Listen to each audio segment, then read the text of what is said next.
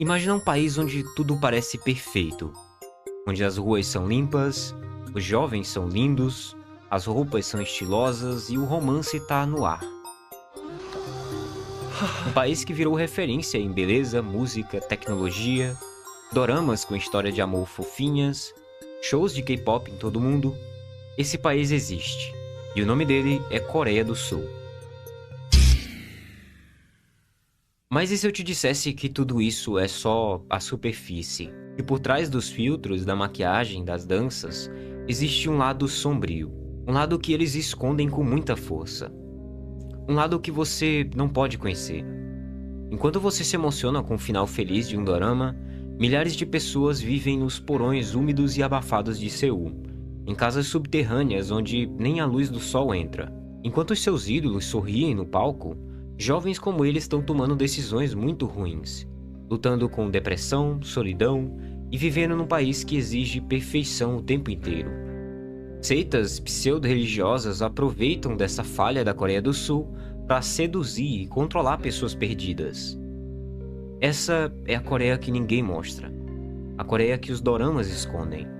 E hoje a gente vai mergulhar nessa parte mais obscura da Coreia do Sul, onde a realidade é cruel demais para virar entretenimento.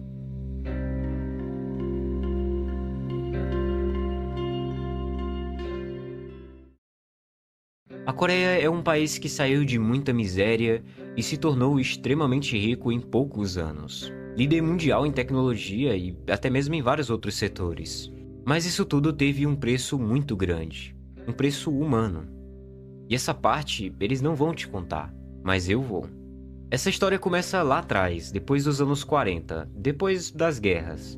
Por muito tempo, a Coreia do Sul foi apenas um país devastado pelos conflitos, dividido, empobrecido e esquecido pelo mundo. Nos anos 50, ela era mais pobre do que o Haiti. A fome era uma coisa comum. Não havia infraestrutura básica e o futuro daquela nação parecia não existir. Mas nas décadas seguintes, algo impressionante aconteceu. Com forte apoio dos Estados Unidos e uma ditadura militar que forçava a disciplina nacional, o país passou por um crescimento muito acelerado. O governo apostou tudo em educação, exportações e tecnologia. Ele investiu pesado em grandes conglomerados, as chamadas chaebols, como a Samsung, a LG, a Hyundai e a SK. Essas empresas se tornaram verdadeiros impérios. A Samsung deixou de ser uma pequena empresa de comércio para virar uma gigante global. A Hyundai não fabricava só carros, ela ajudava a reconstruir a nação. A LG dominou os eletrônicos, e a Coreia se transformou em um sinônimo de inovação. Em poucas décadas, o país virou um milagre econômico. Ganhou arranha-céus, linhas de metrô impecáveis, uma internet ultra rápida. Os coreanos passaram a estudar nas melhores universidades do mundo, e de um país que era só agrário, eles se tornaram uma potência digital e cultural. Mas esse milagre teve um preço. Um preço que ninguém comenta. Para construir esse futuro acelerado, essa geração inteira foi sacrificada. Trabalhadores que dormiam nas fábricas, estudantes que sofriam em silêncio com muita pressão, mulheres apagadas e esquecidas de lado, crianças criadas para competir e não para viver. A Coreia venceu no papel. Ela venceu nos rankings de economia. Mas nas ruas, nos lares, em Seul, o sucesso deixou cicatrizes profundas. E isso tem consequências sérias que afetam o país até hoje, e você já vai entender. O desenvolvimento coreano é real, mas ele custou muito mais do que dinheiro. Ele custou a saúde mental, a liberdade, a juventude e muitas vezes até a vida de várias pessoas. Agora que o país chegou ao topo, começa a surgir uma pergunta. Será que valeu a pena? Cicatrizes da Coreia. O culto à aparência e à perfeição. Na Coreia do Sul, a aparência não é só estética. Ela é uma forma de status social. É sobrevivência. Desde cedo, as crianças são ensinadas que a sua aparência vai definir o futuro delas. O emprego que vão conseguir, o respeito que vão receber e até mesmo o amor que elas vão ter. Em entrevistas de emprego, não basta ter um bom currículo. É comum os recrutadores julgarem o seu peso, a sua pele, o seu rosto. Uma espinha só pode custar uma vaga. Um queixo considerado imperfeito pode te impedir de subir na vida. Não é à toa que o país se tornou o centro mundial das cirurgias plásticas. Adolescentes que ganham cirurgias de pálpebras ao se formarem no colégio, meninas que fazem preenchimento no queixo antes de atingirem a maioridade, homens fazem harmonização facial antes da faculdade. É como se o rosto original de alguém fosse um erro que precisa ser corrigido para se encaixar na sociedade. Mas essa obsessão tem raízes profundas. A geração dos pais desses jovens foi moldada pelo medo da fome, da guerra e do fracasso. Eles foram educados com a ideia de que só os melhores sobrevivem, e os filhos herdaram essa lógica. Mas no mundo onde a concorrência não é pelo arroz, mas por aceitação, pela beleza, pela perfeição. Hoje em dia, ser bonito, magro e coreano padrão é visto quase como um dever patriótico, como se o corpo fosse um projeto de nação. E não é só o rosto, é o corpo, a postura, a maneira de falar, tudo isso precisa ser perfeito. E se você não for, você vai ser excluído. Essa obsessão por padrões inalcançáveis é ainda mais alimentada por K-dramas, pela indústria do K-pop e pelas redes sociais. Os ídolos ou idols são tratados como deuses. Eles são jovens magros, impecáveis, com peles lisas e rostos simétricos que nunca cometem erros. Mas nos bastidores, o que existe é uma rotina exaustiva de dietas extremas, cirurgias secretas, ansiedade e, em muitos casos, até problemas maiores. A Coreia não tolera imperfeições. Ela exige que você seja o ideal. E quando você não aguenta, você simplesmente desaparece. Não é à toa que o país lidera os rankings de depressão e suicídio juvenil. E essa é uma das primeiras cicatrizes do grande milagre coreano. Crise mental. Por trás do brilho das cidades inteligentes, das universidades de elite e dos artistas tão famosos, existe uma dor muito silenciosa, que cresce, se acumula e muitas vezes só transborda quando ninguém tá vendo. A Coreia do Sul enfrenta hoje uma das crises emocionais mais sérias do mundo. Se é que você me entende, eu não posso usar as palavras certas aqui. Não é uma crise que aparece nas estatísticas econômicas, mas é uma crise que tá no rosto das pessoas, no cotidiano delas, quando elas somem do nada. É uma dor que atinge em cheio os mais jovens, que desde cedo são pressionados a serem perfeitos, mas que também atinge os mais velhos, que muitas vezes se sentem deixados para trás por uma sociedade que não tem tempo para cuidar deles. Entre os adolescentes, o problema é ainda mais sensível. O sistema educacional é extremamente competitivo. Provas, rankings, noites em claro estudando, reforços até tarde, expectativas que não são realistas. A vida parece uma maratona sem fim. Já entre os idosos, muitos deles vivem isolados, com pouca ajuda do Estado e distante dos seus familiares. Alguns passam os dias sozinhos em pequenos apartamentos, ou até mesmo nas ruas, sobrevivendo com pequenos trabalhos. Essa solidão, somada à falta de apoio psicológico de verdade, acaba pesando muito para a vida dessas pessoas. E infelizmente, a busca por ajuda ainda é um problema na cultura coreana. As pessoas só não procuram tanta ajuda nesses casos. É meio feio procurar ajuda na cultura deles. Muitas pessoas têm vergonha de dizer que estão mal. Falar com um psicólogo ainda é visto como um sinal de fraqueza. Isso faz com que milhares sofram em silêncio. Casos marcantes já comoveram o país. Jovens artistas que pareciam ter tudo, fama, beleza, dinheiro, e acabaram deixando o mundo muito cedo, revelando que por trás dos palcos existia uma tristeza muito grande. Estudantes que eram brilhantes, que eram pressionados por expectativas absurdas, também acabaram tomando decisões muito tristes, porque elas sentiam que não tinha outro caminho. Essas histórias não são casos isolados. Elas mostram um problema coletivo. Um país inteiro que aprendeu a não demonstrar fraqueza, mas que agora sofre com os efeitos disso. A Coreia do Sul precisa urgentemente de empatia, de um espaço para falar sobre isso. Coisa que infelizmente não existe tanto assim. Mesmo que eles estejam melhorando com o tempo. Então, quando eu falei aqui sobre preço humano, sobre as cicatrizes desse regime que exige uma perfeição, eu realmente estava falando muito sério. Mentiras e promessas falsas. Existe uma geração inteira na Coreia do Sul que cresceu ouvindo que se estudasse bastante, entrasse numa boa faculdade e fosse o melhor aluno da sua turma, teria uma vida estável, uma vida confortável, cheia de oportunidades, e eles acreditaram nisso. Mas quando eles se formaram, encontraram um muro. O mercado de trabalho está saturado, a concorrência é absurda, os empregos que pagam bem estão cada vez mais concentrados em grandes empresas, onde você precisa praticamente ser um robô para conseguir uma vaga. E o resultado é que milhares de jovens com diplomas muito bons estão trabalhando como entregadores, garçonetes ou freelancers em empregos temporários e mal pagos. E o pior, muitos deles nem conseguem trabalho nenhum. É tanta frustração acumulada que surgiu um apelido para eles, a geração N-Po. O N representa o número de coisas que eles abriram mão, como namoro, casamentos, filhos, casa própria, estabilidade. Alguns inclusive desistiram até de sonhar.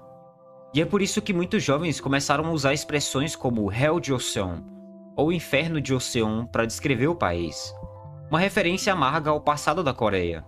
Como se eles dissessem, nós voltamos ao sofrimento, só que agora nós temos Wi-Fi.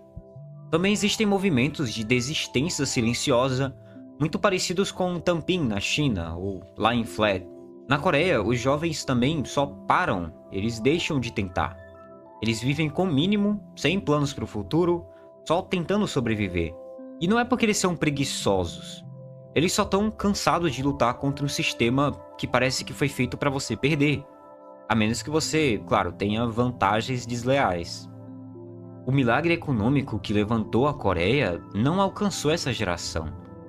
Eles são o preço não contado, o sacrifício. A geração que foi prometida um futuro e recebeu um vazio. E o mais cruel é que as oportunidades até existem, mas elas estão concentradas em poucas empresas, como eu falei. E para entrar nelas você precisa ter notas perfeitas, inglês fluente, vários certificados, anos de estudo. É muita coisa, e mesmo assim nada é garantido. Para muita gente, a realidade é outra. Vão trabalhar em empregos temporários, em curto prazo, salários baixos, jornadas problemáticas. Boa parte dos jovens vive com o mínimo. Alugam quartos minúsculos, dividem espaço com estranhos, pulam algumas refeições. Alguns até escondem da família a própria situação com vergonha de parecerem fracassados. E o mais irônico é que eles fizeram tudo certo. Eles estudaram, se esforçaram, passaram anos se preparando. Mas quando chegaram lá, descobriram que essa escada não leva a lugar nenhum. E esse lado as pessoas não enxergam. A pobreza escondida. Se você olha para as ruas iluminadas de Seul, para o design moderno dos prédios, para o visual impecável das pessoas andando naqueles metrôs lindos, você jura que está num dos países mais ricos e avançados do mundo. E de certa forma você tá. Mas escondido bem debaixo de tudo isso, literalmente embaixo, existe uma Coreia que ninguém mostra. Uma Coreia esquecida. Milhares de pessoas vivem nos chamados bandiha, os porões subterrâneos que ficaram famosos no mundo inteiro depois do filme Parasita.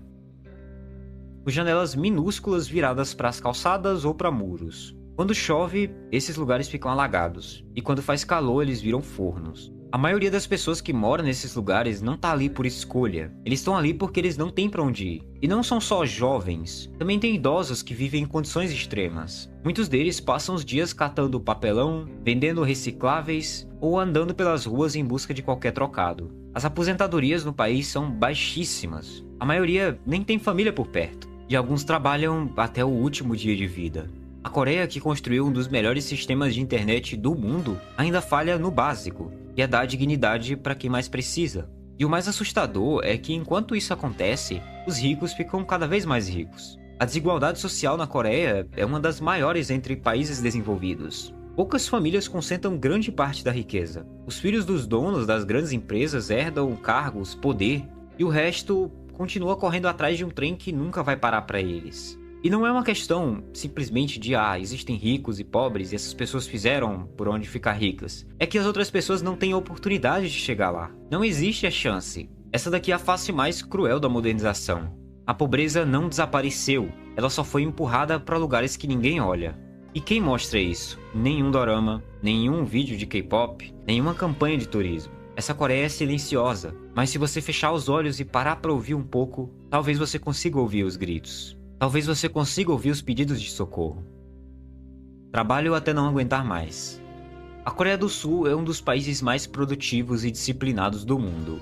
Mas essa produtividade tem um custo que poucos estão dispostos a pagar, pelo menos de forma consciente. Trabalhar demais por lá não é uma exceção, é uma regra. Jornadas que ultrapassam 60 até 80 horas por semana são bem comuns, especialmente nas grandes empresas. E o pior, não se trata só de trabalho físico, é um trabalho também mental, emocional, psicológico. Existe até mesmo um termo para isso, que é presenteísmo. Não basta você cumprir a sua função, você precisa estar ali presente mesmo que não tenha mais nada para fazer. E ir embora antes do seu chefe, isso é inaceitável. É difícil tirar férias. Se você sai no horário certo, eles te olham meio feio. A cultura é de mostrar que você se sacrifica pela empresa, mesmo que isso te destrua aos poucos. Essa mentalidade começou durante o milagre econômico. A geração dos pais e avós trabalhou como nunca para levantar o país. E hoje, os jovens também herdaram esse modelo, mas num mundo muito mais rápido, mais exigente e até pior em alguns casos. É comum você encontrar pessoas dormindo em cafés 24 horas ou cochilando em banheiros públicos, tentando recuperar alguns minutos de descanso entre um turno e outro. Alguns têm 2, 3 empregos, até mais. Outros estudam de madrugada depois de trabalhar o dia inteiro, sonhando em melhorar de vida. E a vida vira um ciclo. Acordar, produzir, fingir que tá tudo bem e repetir o ciclo. Em um país onde ser produtivo é sinônimo de valor, tirar um tempo para cuidar de si mesmo parece egoísmo. Mas a verdade é que muitos já estão no limite, e eles não têm a quem pedir ajuda. Essa cultura do esforço extremo não cria vencedores, ela cria zumbis. Pessoas que andam pelas ruas com o olhar vazio, esperando o fim de semana como quem espera uma chance de respirar, mesmo que seja por pouco tempo. O milagre econômico fez a Coreia crescer, mas hoje ele cobra a conta. E essa conta está sendo paga com exaustão, ansiedade e até colapsos silenciosos. Grupos religiosos estranhos. Quando o país cresce rápido demais, nem todo mundo consegue acompanhar. Algumas pessoas se perdem no caminho, e outros são encontrados por pessoas que sabem exatamente como manipular o desespero. A Coreia do Sul é conhecida por seu avanço tecnológico, a cultura pop, o sistema educacional, mas ela também é um dos países com maior número de seitas pseudo-religiosas do mundo. Grupos que se dizem cristãos, mas que distorcem completamente os ensinamentos. Seitas fechadas, controladoras, com líderes que se colocam como divindades vivas. E o mais assustador, milhões de coreanos já passaram por algumas dessas organizações. Mas isso daqui é só a ponta do iceberg. Existem dezenas, talvez centenas de grupos parecidos, com rituais estranhos, lavagem cerebral, exploração emocional e até financeira. E o público-alvo deles é quase sempre o mesmo. Jovens que estão frágeis emocionalmente, que estão perdidos, cansados desse sistema, procurando um sentido para a vida. Essas seitas oferecem um refúgio, um propósito de vida, mas na prática elas só tomam o controle dessas pessoas. Algumas chegam a se infiltrar até em universidades, ou até mesmo no meio político. Existe uma influência religiosa disfarçada no poder coreano. Partidos inteiros, campanhas eleitorais e decisões públicas sendo moldadas por interesses ocultos. A imagem moderna da Coreia esconde uma realidade bem medieval, de pessoas que utilizam a fé como uma ferramenta de controle, e conseguem assim controlar a vida de milhares de pessoas. Esse daqui é um assunto muito complexo e sombrio, eu acho que merece um vídeo só pra ele. Se vocês querem um vídeo sobre esse assunto, sobre seitas na Coreia do Sul, ou até mesmo em outros países, como no Japão, comenta aqui embaixo que eu vou ler os comentários de vocês, vou estar sempre respondendo vocês. E quem sabe a gente faz um vídeo sobre isso também. A Coreia do Sul é um país fascinante. É linda nas imagens, é grande nos números e impressiona na cultura. Mas também é marcada por dores que não cabem nos doramas. Por trás do K-pop existe solidão. Por trás de prédios altos existem porões escuros com pessoas pobres. Esse país que emociona o mundo com as suas músicas, séries, também ao lado de jovens perdidos, de idosos esquecidos, famílias afundadas em dívidas e pessoas que vivem o tempo todo tentando parecer felizes, porque mostrar fraqueza é quase um crime. A Coreia do Sul não é um conto de fadas, tá? É um lugar real. E enquanto o mundo continua consumindo esse país como um produto, Seja em forma de entretenimento, moda, tendência, a vida de milhões de coreanos continua invisível. Gente que nunca vai aparecer nesse feed. Gente que não tem um final feliz. O objetivo desse vídeo não é atacar a Coreia. É mostrar que todo milagre, todo avanço desenfreado tem um custo. E que por trás de qualquer país que cresce rápido demais, sempre tem alguém que está sendo deixado para trás. Se você gostou desse vídeo, se inscreve aí no canal. A gente está muito próximo dos 100 mil inscritos. Compartilha aí com alguém que precisa ver a realidade aqui além da fantasia. E fica ligado aqui no canal, porque em breve a gente vai voltar com mais verdades escondidas sobre a Coreia e sobre outros lugares também. Muito obrigado por assistir até aqui. E se você quer descobrir por que a China é o país ou um dos países mais tristes do mundo, clica nesse vídeo que está aparecendo aqui na sua tela e eu te vejo lá.